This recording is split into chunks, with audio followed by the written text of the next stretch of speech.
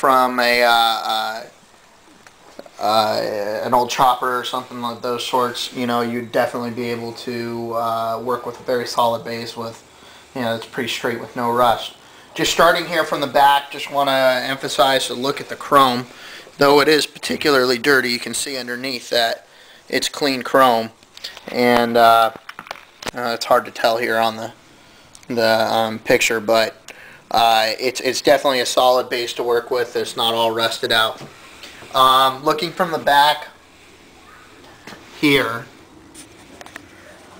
you can see that the pipes coming out are roughly even.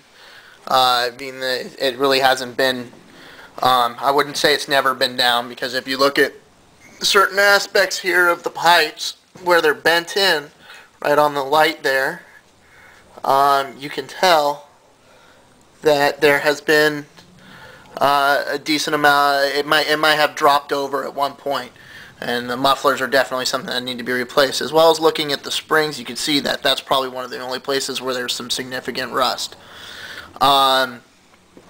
Going in for a little bit further, you can see on the battery box here, this is also one of the other areas there's just a tad bit of rust due to the battery acid corroding on the box surrounding it, but by no means does it go down into the swing arm or anywhere else on the frame. Looking at the engine case here, it's pretty clean. It is some sort of slight oxidation on the case here, so it'll just require a little bit of polishing. Going up onto the fins, heat fins here, everything's pretty clean, but it sort of has that dull color to it, so if you wanted to break it down and pull it apart, definitely be a good thing to do from the get-go. Frame has all the tabs on it. And then getting to the fork, it's the older model, as the year correct front fork. It has these fork legs on it that actually sort of chop it out. So if one were to look from it from another, maybe closer perspective, you'd see that the fork legs probably would be replaced because they sit about 6 inches higher than the normal fork blades. Looking at the tank, you can see that it's pretty straight. It's got some marks on it, maybe just a small impression or two, but for the most part, tank is pretty clean. You can see the curves here. Looking at the seat, see it has a tears. However, judging based on the Yamaha logo, this is the original seat. The seat pan's very straight. The locking mechanism has been broken.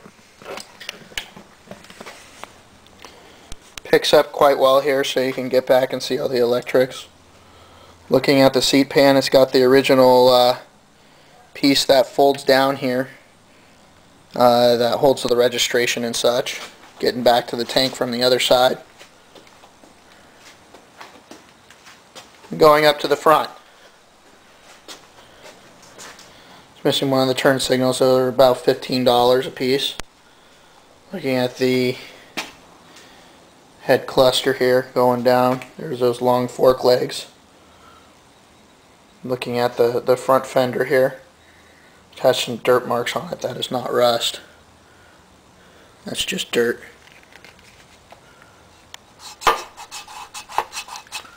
You can see, wipes right off. So that's pretty much the bike. If I'm correct, it is leaking here from one of these side cases, but it's pretty much held its oil here the entire time. See some of the dents on this side muffler, the left side muffler, but the frame's all there. It's all pretty straight, and if you're mechanically inclined, you can do it. Thanks a lot.